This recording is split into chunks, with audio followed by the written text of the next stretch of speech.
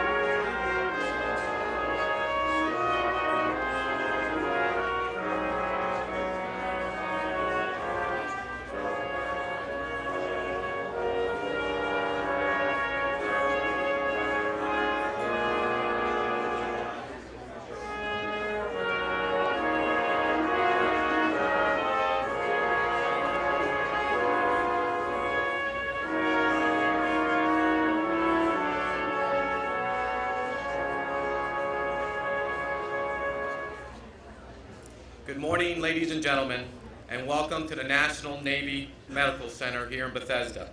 I am Captain John Corca, the Master of Ceremonies for this morning, and I am pleased to be here. We thank the United States Navy Brass Quintet, led by Chief Neff, for their pre-ceremony concert. Let's give them a round of applause.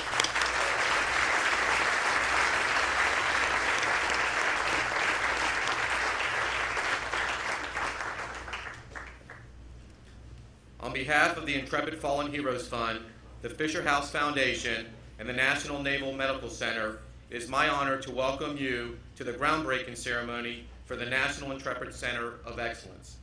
As you can see behind me, the demolition of Building 12 is already underway. Construction for the center has already begun. The center will be the hub of Department of Defense efforts to provide the best capabilities to evaluate, diagnose, and create treatment plans for our wounded warriors suffering from traumatic brain injury, post-traumatic stress disorder, and other psychological health issues. I would now like to welcome to the stage several distinguished visitors who have made this day possible through their dedication, foresight, and leadership. The Commander of the Navy Medical National Capital Area Region and Commander, National Navy Medical Center, Rear Admiral Richard R. Jeffries.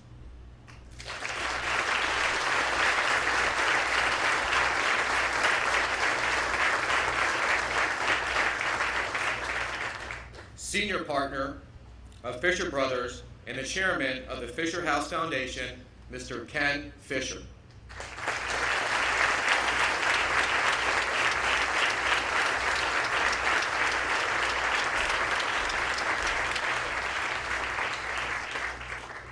Senior Partner of Fisher Brothers, Honorary Chairman of the Intrepid Museum Foundation, Honorary Chairman of the Intrepid Fallen Heroes Fund, and the Project Leader of the National Intrepid Center of Excellence, Mr. Arnold Fisher.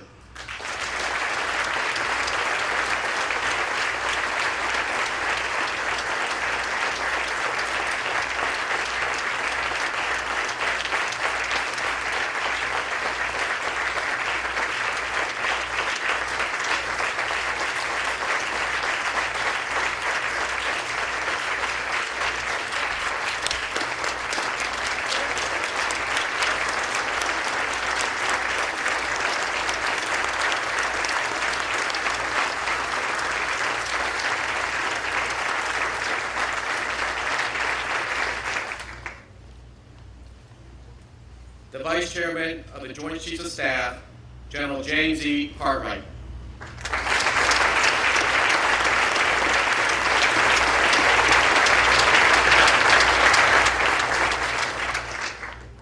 The Secretary of the Department of Veterans Affairs, the Honorable James B. Peake.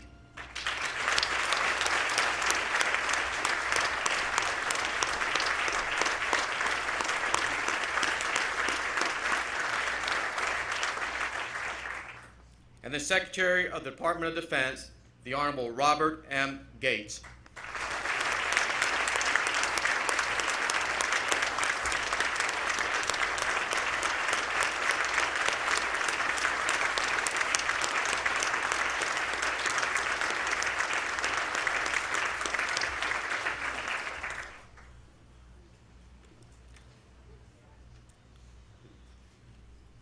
Also in our audience today are several distinguished guests. The Vice Chief of Staff for the United States Army, General Richard A. Cody.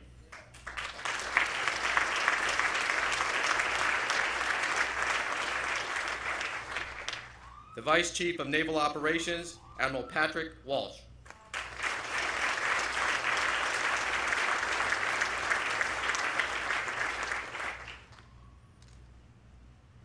Commanding General of the Marine Corps Combat Development Command, Lieutenant General James F. Amos.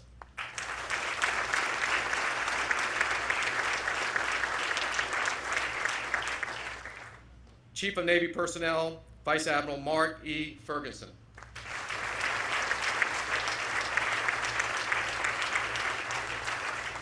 Director of Marine Corps Staff, Lieutenant General Richard Kremlich.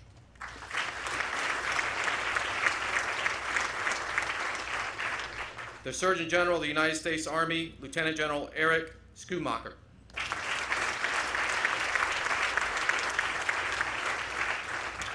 The Surgeon General of the United States Navy, Vice Admiral Adam M. Robinson, Jr.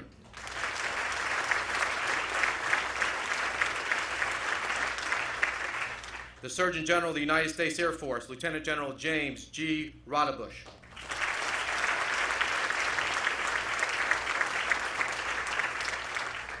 The President of the Intrepid Fallen Heroes Fund, Mr. Bill White.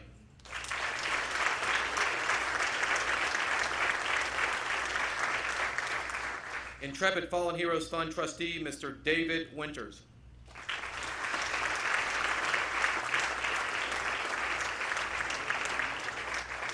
President of the Fisher House Foundation, Mr. Dave Coker.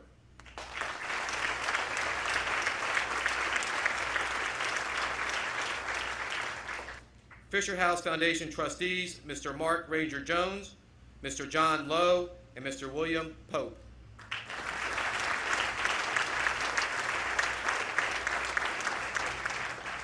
Intrepid Museum trustee, Mr. Eric Prince.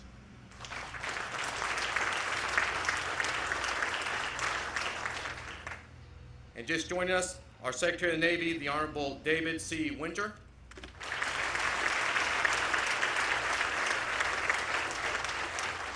And lastly, we are very honored to have Medal of Honor recipient Barney Barnum in attendance with us today.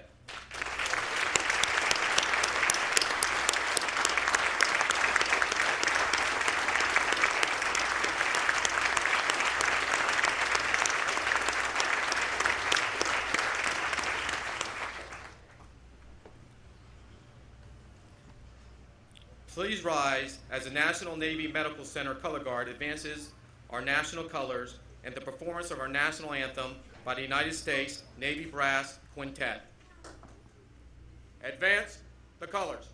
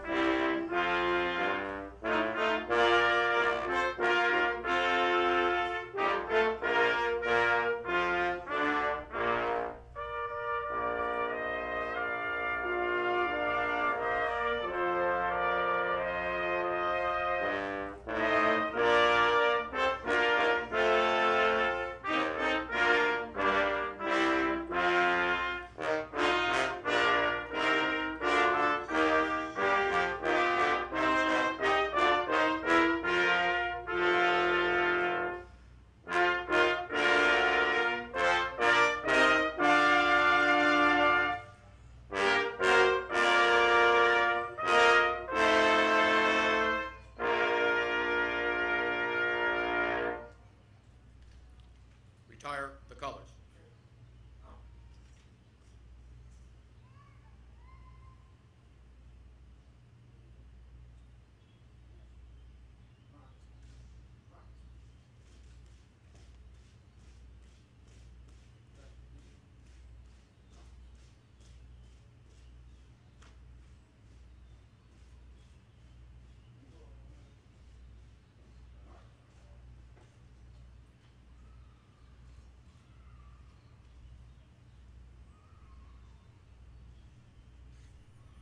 Please be seated.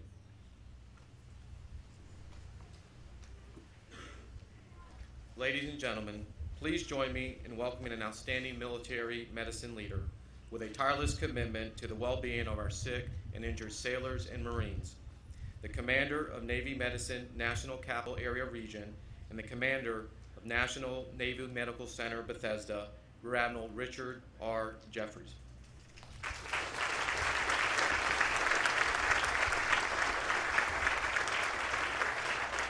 Thank you very much. Secretary Gates, Secretary Peake, General Cartwright, Mr. Arnold Fisher, Mr. Ken Fisher, distinguished guests, and everyone, good morning, and welcome to this, the National Naval Medical Center, the flagship of Navy medicine and the President's Hospital. It's a glorious day to be here. If you've been here yesterday and saw the winds, you'd wonder what was going to happen today. And let me start right off by thanking all those hardworking people. They got the tent up and everything to make this great occasion happen. You know, this is a place that is known to be a world-class institution for healing, plus the nation's center of excellence for global war on terror for acute polytrauma casualties associated with brain injuries and psychological stress. I'm honored to have you here with us today as we break ground for this, the nation's future outpatient center of excellence for traumatic brain injury and psychological health, the National Intrepid Center of Excellence. The healing work that will be done at this one-of-a-kind facility will be vitally important to the continuing care of our wounded warriors. And I want to take a minute so that you can recognize several of them who are with us today in the front row. Thank you for your service.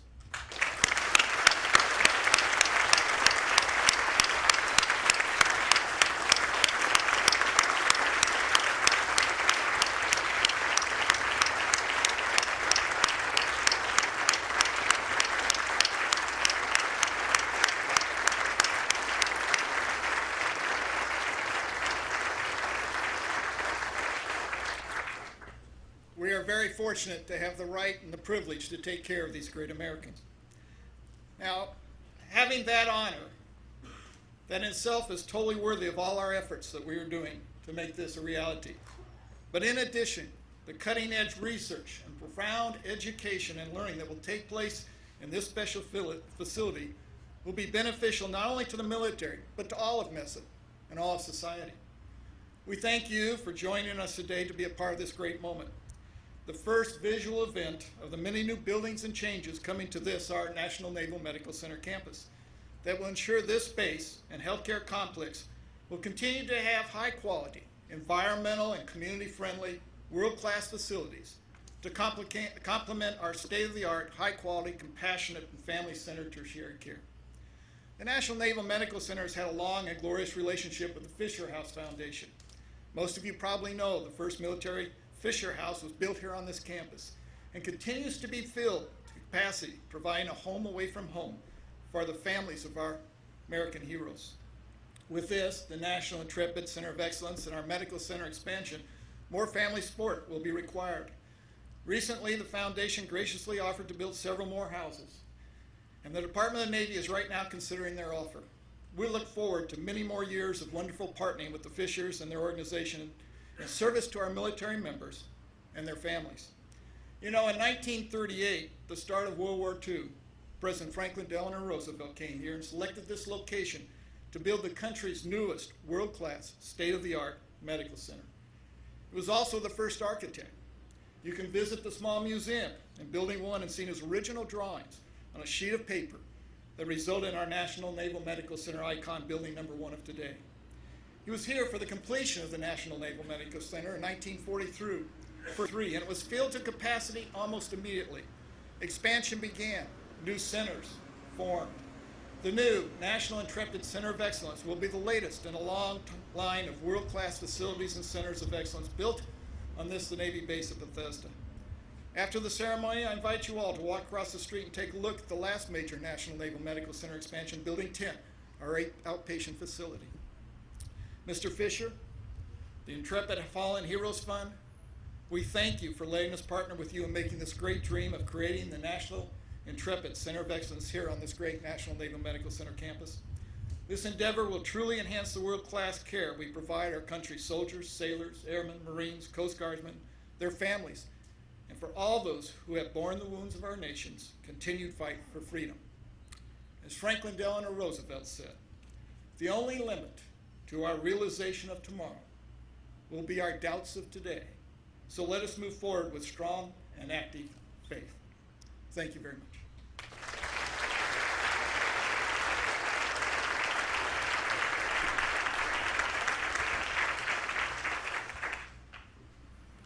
Thank you, Admiral. At this time, I am pleased to introduce a very special guest. He lends his considerable skill as a partner in his family business, Fisher Brothers, a leader in New York City real estate. He brings those skills to the Fisher House Foundation, supporting America's servicemen and women and their families.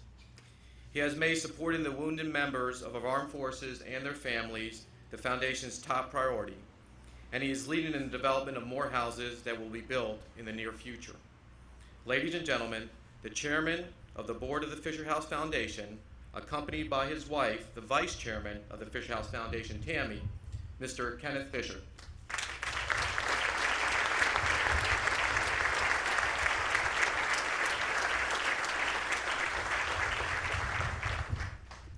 By the way, if you know anything about the way my Fisher House works, Tammy Fisher is the chairman, so we need to establish that right now. Secretary Gates, Secretary Peake, General Cartwright, Admiral Jeffries, distinguished guests. I can't help but think that it seems like just yesterday that the Fisher House Foundation took part in a groundbreaking at Brooke Army Medical Center down in San Antonio with our sister organization, the Intrepid Fallen Heroes Fund. That day, some 2.5 years ago, began the construction for the Center for the Intrepid, a 60,000 square foot state-of-the-art physical rehabilitation center aimed at optimizing recovery from the catastrophic injuries sustained by those protecting this nation from those who seek to destroy it. Our role in that vital project was one of support. 2 21-room Fisher houses were constructed so that families could be near their wounded warriors while they rehabbed, for no cost, all because a family's love is the best medicine of all. And we don't need to look very hard at the impact that the Center for the Intrepid has had on our nation's true heroes. Today, we reconvene and begin the next step in the treatment that they will receive. Everyone here is no doubt aware of the signature wounds as a result of our actions in Iraq and Afghanistan, and sometimes it can be harder to treat the wounds that we cannot see. Today's groundbreaking will begin construction on the National Center for Excellence, which will also seek to optimize recovery from those catastrophic injuries. Fisher House will again play a supporting role. We have 2 houses that have been proffered, and soon we will be proffering a 3rd house that will support this center. We are presently finalizing our pre-con, and will continue to our fundraising efforts to make this critical vision a reality. And all of this will add to some amazing stats. It was 17 years ago this month that President Bush and my Uncle Zach dedicated the first Fisher House here in Bethesda. And the next 8 months, we'll see 5 additional houses join the network. And I am proud to tell you that the dollar amounts and these savings to these families through all of our capital program services just crossed the $100 million mark. And that number will continue to grow. And our amazing partnership with the American people will enable our outreach to expand. Last year, nearly 11,000 families found relief in a Fisher House, and by year's end, the houses will have the capacity to help 15,000 a year. And by decade's end, the Fisher House program will include 63 houses. Again, we are proud, and I mean proud, to be a part of what will be a vital initiative to support those who wear or have worn this nation's uniform. May God bless them. May God bless those in harm's way, and may God bless this great country. Thank you.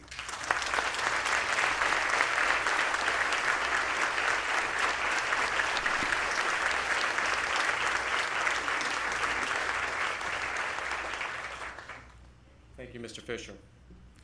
Ladies and gentlemen, it is now my pleasure to welcome a great American who has committed himself to supporting our recovery warriors and veterans. He led the Fisher House Foundation for 3 years, then spearheaded the Intrepid Fallen Heroes Fund Center for the Intrepid project completed last January at Brooke Army Medical Center. The honorary chairman of the Intrepid Fallen Heroes Fund and the inspiration and driving force behind the National Intrepid Center of Excellence project, Mr. Arnold Fisher.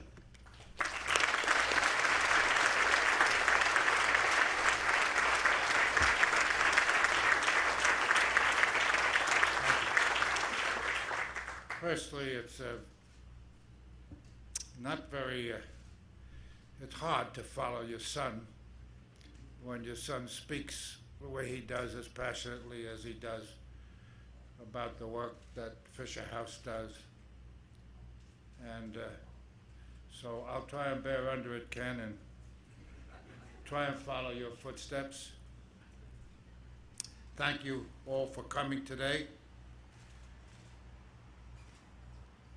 As you heard, we attended a groundbreaking ceremony at Brooke Army Medical Center in San Antonio, and 14 months later, the Intrepid Fallen Heroes Fund completed the Center for the Intrepid, the finest military physical rehabilitation center for military amputees in the world, all privately funded by over 600,000 Americans at a cost of $50 million. Today, we're here to break ground for the National Intrepid Center of Excellence. Hopefully, in a few weeks, we'll be back for another groundbreaking ceremony, the start of the 21-room house, specifically for the families of those in the center. Traumatic brain injury and post-traumatic stress disorder,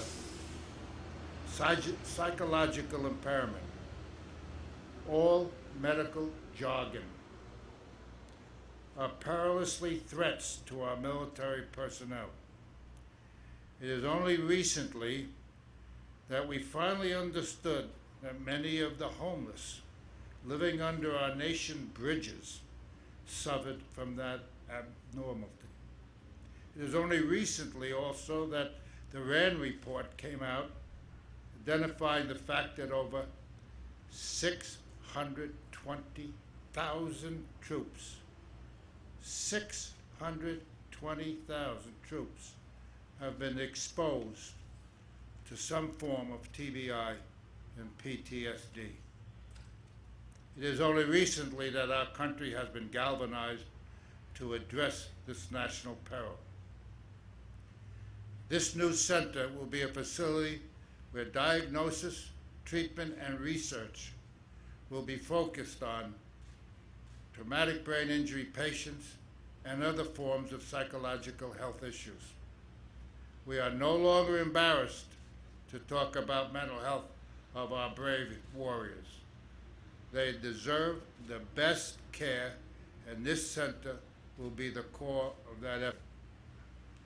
The entire Defense Center of Excellence program relating to psychological health will be directed by Brigadier General Laurie Sutton, a psychiatrist whose capability for innovative thinking and profound understanding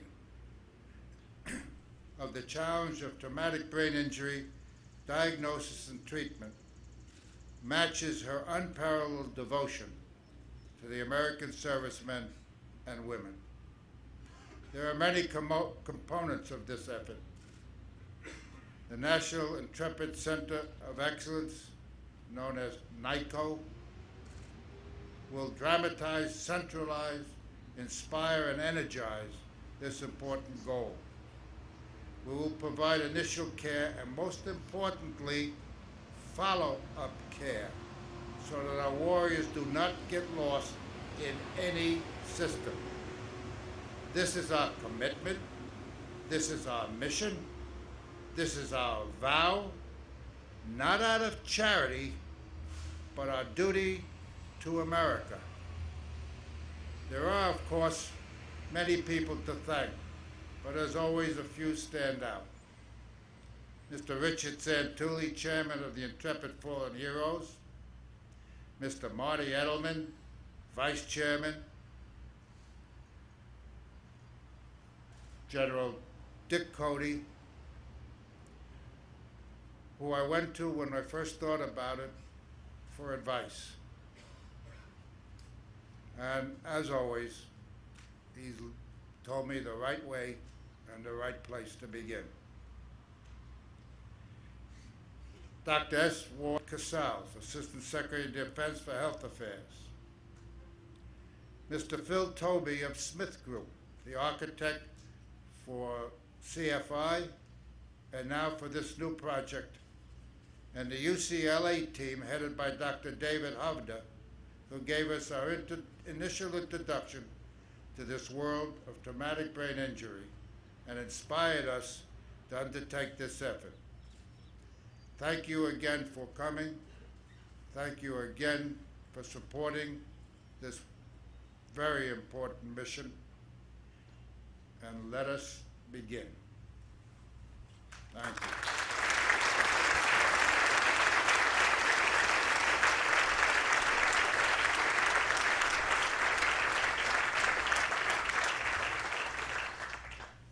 Thank you, Mr. Fisher. Our next speaker is our nation's second highest ranking military officer. He chairs the Joint Requirements Oversight Council, co-chairs the Defense Acquisition Board, and the Deputies Advisory Working Group, which provides advice to the Deputy Secretary of Defense, Gordon England, on resourcing and other high-level departmental business issues. The 8th Vice Chairman of the Joint Chiefs of Staff, General James E. Cartwright, United States Marine Corps.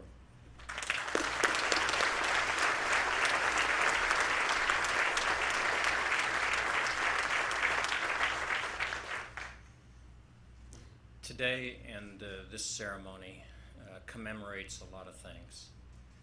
First and foremost, the efforts of this administration, those in the Congress, those in the private sector and in the military that have put their hearts and efforts behind this and to move to where we are today to address a problem that we know we all must address. Combat changes people. It changes the members of the service, it changes their families, it changes the communities they live in. And we have to acknowledge those changes, we have to address those changes, and we have to find a way, both in science and in human interaction, to move forward as we go through the stresses of combat and what comes after combat. I, the senior leadership represented here from the services, certainly feel a debt and a need and a requirement to address this. And this activity, this enterprise that mixes both the commitment of those in the administration, Congress, and the military and the private sector, and the generosity of those that are up on this podium today to go after this issue.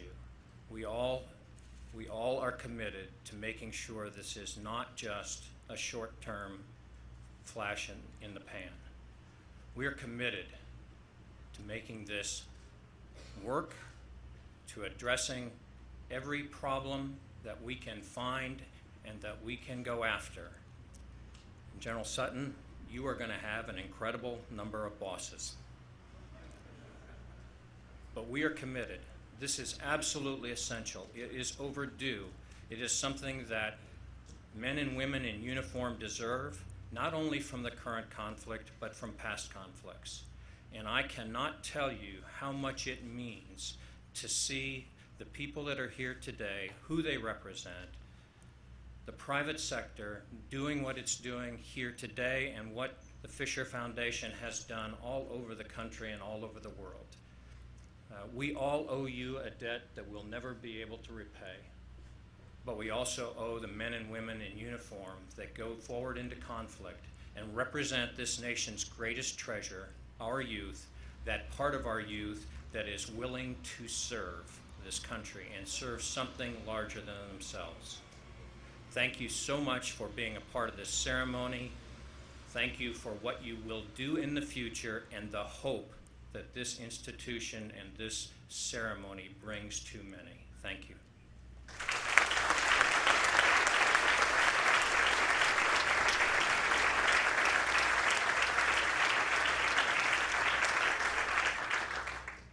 Thank you, General Cartwright.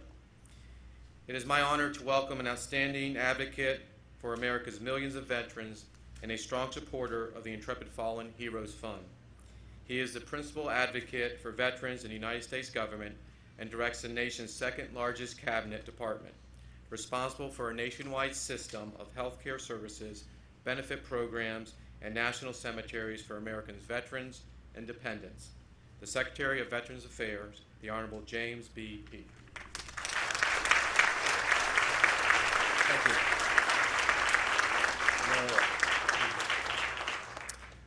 To care for him and her who shall have borne the battle. Those are the guiding principle from President Lincoln. And I think that's really why we are all here together today. It is a privilege to be on this dais, to be representing the Department of Veterans Affairs here shoulder to shoulder with the uniformed and the civilian leadership of the greatest military this world has ever seen.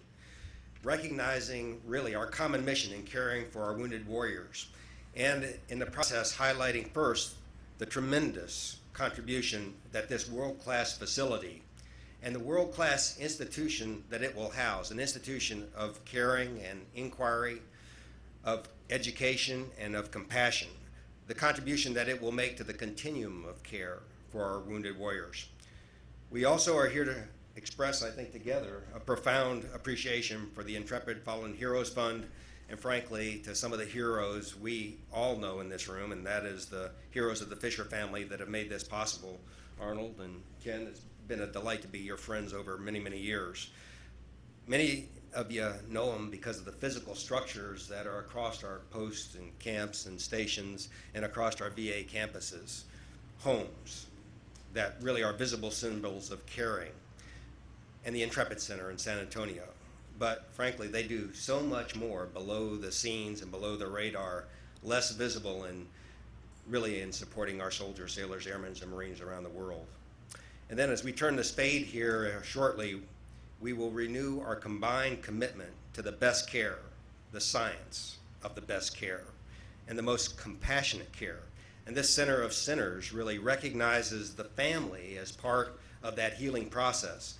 And so we've heard 2 and 3 now Fisher houses that will be dedicated to that support. You know, across the VA, I really have the privilege of going out and meeting folks from World War II and the Korea era and the Vietnam era. And as a doctor and in this capacity, I get a chance to see the advances that medicine has made and rehabilitation has made over the course of those generations. And now with a new generation of return and heroes coming back from combat, this Intrepid Center of Excellence will play an absolutely central role in an unwavering commitment to continue that forward movement and getting it right in caring for those who shall have borne the battle. It is a true honor to be with you all today. Thank you very much.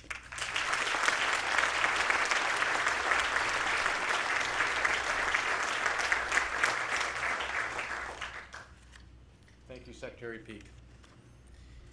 Now it is my pleasure to welcome an outstanding defense leader and tireless advocate for the well-being of our men and women in uniform. He began his long and distinguished career in public service at the Central Intelligence Agency in 1966 and spent nearly 27 years as an intelligence professional, serving 6 presidents. In December 2006, he assumed his current responsibility as our nation's senior defense leader, the principal defense policy advisor to the President, responsible for all matters of concern to America's defense. I am honored to introduce the Secretary of Defense, the Honorable Robert M. Gates.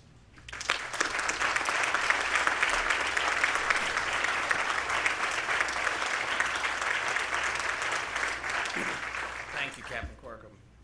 Secretary Peake, Secretary Winter, General Cartwright, General Cody, other distinguished guests. I would like to start by acknowledging, as others have, the extraordinary contributions of Mr. Arnold Fisher and Ken Fisher. The generosity of the Fisher family and the Intrepid Fallen Heroes Fund has made a profound difference in the lives of U.S. troops and their families across the country. We are profoundly grateful to the Fishers and to all of those here this morning who have made this day possible. You know, there are different kinds of heroes, And in my book, Arnold and Ken Fisher are heroes, especially to every man and woman in uniform, and we salute you.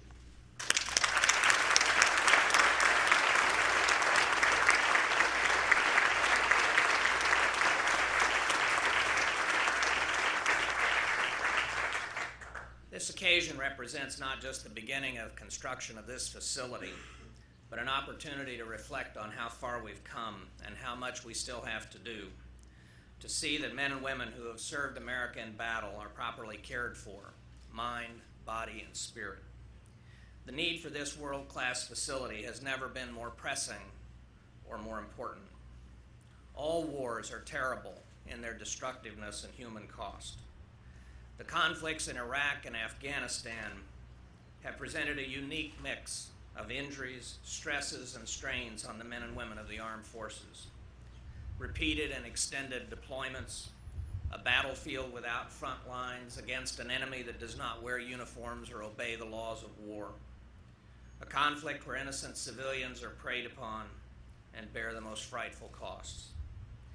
And as in every conflict in America's history, many of our troops have returned bearing the scars of war, scars both seen and unseen.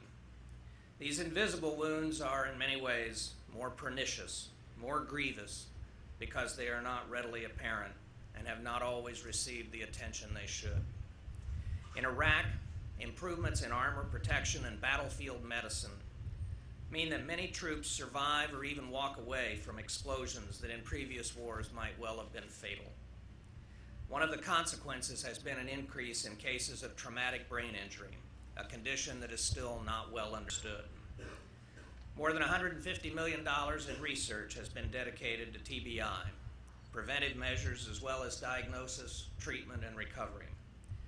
The military now has more thorough reporting mechanisms, requiring that anyone affected by a blast or blunt trauma in theater go through an evaluation and screening. We have a single TBI registry and a single point of responsibility, the Defense and Veterans Brain Injury Center, to consolidate all TBI-related incidents and information. We've learned a lot about TBI in recent years, and with this facility and the efforts underway, we are poised to learn a great deal more. Above all, this center represents America's dedication to providing first-class treatment for troops who may be suffering combat-related stress and mental illness. Recently, the military, along with our partners in the VA and the private sector, have gone a long way toward putting programs and processes in place to deal with the psychological consequences of what has turned out to be a long war. The Oscar teams developed and deployed by the Marines are a terrific example of tailoring military expertise to fit the needs and experience of the troops at the front. During my recent trip to Fort Bliss, I visited a restoration and resilience center and was impressed and indeed awed by what I saw. They are doing amazing things to help soldiers who want to remain soldiers, but who have been afflicted with post-traumatic stress. And then there is the National Intrepid Center of Excellence that we are dedicating today. This facility will provide a holistic approach featuring the latest advances to provide care for troops and their families throughout the recovery process. It will do for traumatic brain injury and psychological health what the Center for Intrepid and the staff at Brooke Army Medical Center do so superbly for the care of amputees.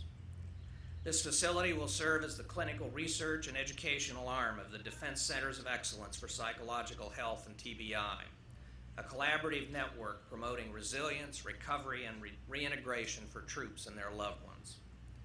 The Defense Center of Excellence was established at the recommendation of various task forces and committees to specialize in psychological health and TBI issues. Already this year, the DCOE has screened approximately 50,000 primary care visits for depression and PTSD and coordinated 18 TBI training events. There is a good deal more to be done. We know, for example, that few mental health professionals live and work in the rural areas near many military bases. More resources and people are on the way. Yesterday, the Departments of Defense and Health and Human Services announced that approximately 200 behavioral scientists and health officers from the Public Health Service will be made available to work at military treatment facilities. We also know that not all returning servicemen and women are getting the treatment they need for post-traumatic stress. At this point, all soldiers receive training about PTSD before and after each deployment, and all are screened for mental health problems following their combat tour abroad. Despite these and a number of other proactive measures, we have further steps to go to reach all those who may need help. In addition, we must find new ways to overcome the long-standing stigma associated with mental health. That change in our culture represents our biggest challenge, and we know it will not happen overnight. For a long time, many troops believed that admitting psychological treatment was an impediment to getting a security clearance. Last month, I announced that that question on the military security clearance form will be changed to exclude, as a general matter, counseling for combat-related stress, and in particular, post-traumatic stress disorder. We hope that with this change, more will be willing to come forward and seek help. The main point is to do everything we can to ensure that the inevitable anxiety and stress from combat does not turn into something tragically worse. And time and again, we have learned that the number one factor in determining success or failure in these areas is leadership, compassionate and proactive leadership. During my visit to Fort Bliss, I spoke to the Sergeants Major Academy, where I emphasized that the senior NCO Corps has a special role to play in seeing that enlisted men and women in their charge feel comfortable getting the help they need. Admiral Mullen has spoken out clearly and forcefully, as have the other service chiefs, to send the message down the line that the psychological health of the troops and their families is a command responsibility. I would like to close with this thought. The conflict we are in is the longest America has waged with an all-volunteer force since the Revolutionary War. At the heart of that volunteer force, is a contract between the United States of America and the men and women who serve in our military. A contract that is simultaneously legal, social, and indeed sacred. That when a young American steps forward of his own free will to serve, he or she does so with the expectation that they and their families will be properly taken care of should something happen on the battlefield. After the wars themselves, I have no higher priority, and this superb new center will be a living reminder that America honors that contract and keeps faith with those who have sacrificed so much for all of us. Thank you.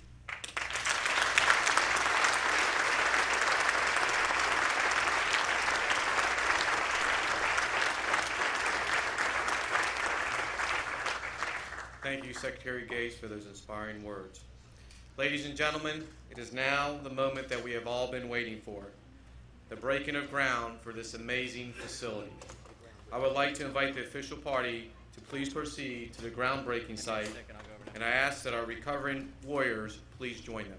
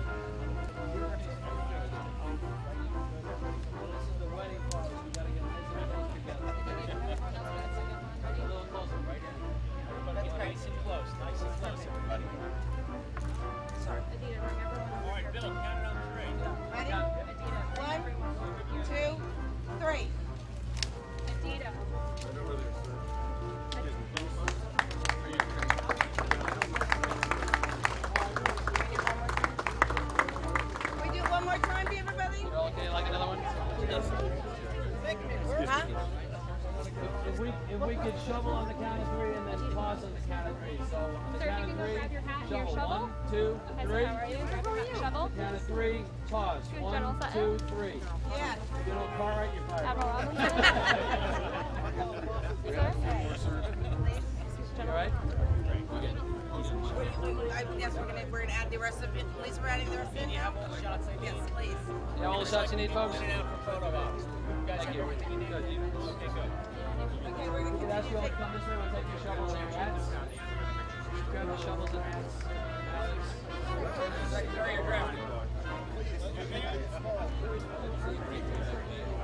Yes.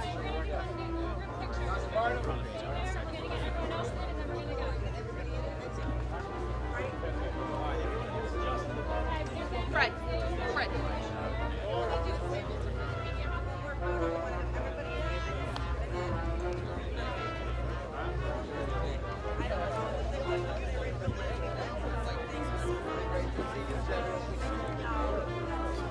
Do you want to? Are you getting this, or you just say so if someone's in the way? Just watch your back. This got your cameras in.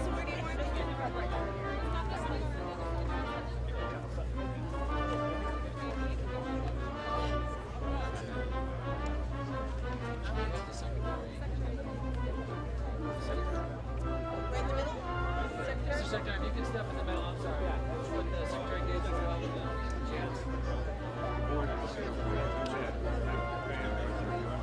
Joel. Yep. There's a camera behind you there. Excuse me. There's a camera behind you. Okay, that's it. Good. Count of three, shovel. On the count of three, toss. 1, 2, 3. 1, 2, 3. Okay. Perfect. Thank you. Good thing we didn't have to go to 4. That's all I'm saying. Okay. Thank you so much. Got any more holes you want done? Mr. Secretary, that was pretty good. You're the only guy who did it on the clockwork. 1, 2, 3. You know what? You trained them well. You trained them well. Okay. Fine. Perfect. There you are. Come with me. Hey. Oh, is that this? Oh, God. I sharpened my knife.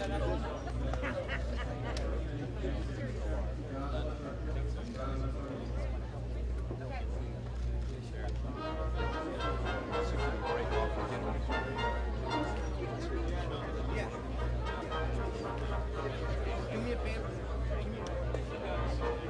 I gotta do something. General Crowley, come take a shovel. That's right. I gotta go with the boss. Who needs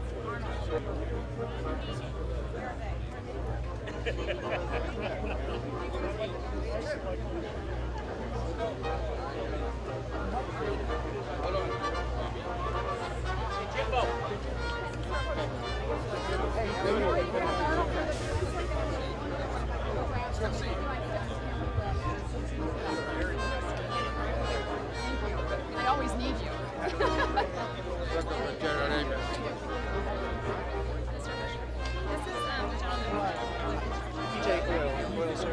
Arnold Kim.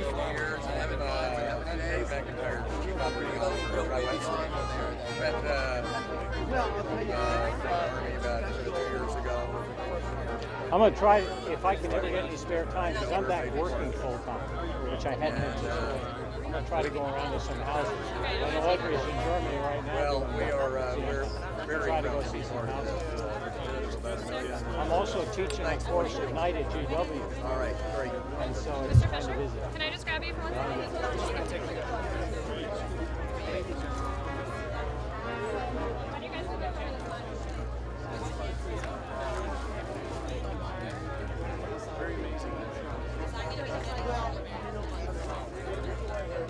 Absolutely. Can I ask you to come over to talk to Navy TV? Please go right ahead. Go right ahead. And then we're going to go. Oh, okay. Ken Fisher, but let's go Jim.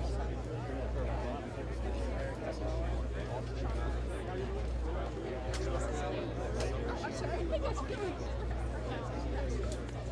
He stands.